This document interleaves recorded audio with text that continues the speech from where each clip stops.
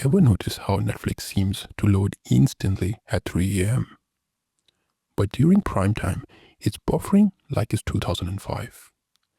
Well, welcome to the rush hour, but for the internet. Think about it like this. The internet is basically a giant highway system. And just like real highways, when everyone's trying to get somewhere at the same time, things get a little congested.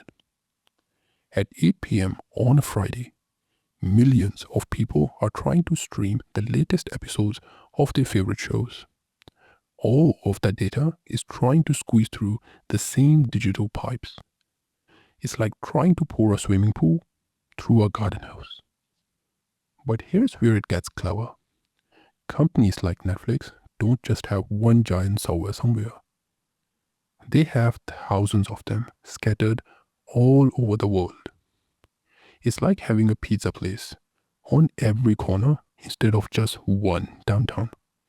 These are called CDNs, Content Delivery Networks.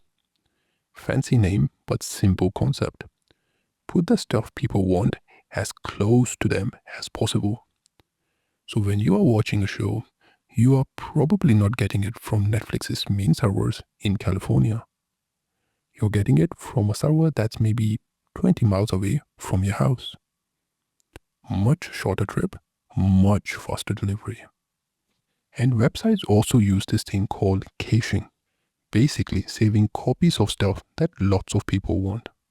It's like your local store stocking up on ice cream before a heat wave. So next time your video buffers during peak hours, just remember, you are not stuck in traffic. You are the traffic. Maybe try watching at 3 a.m. instead.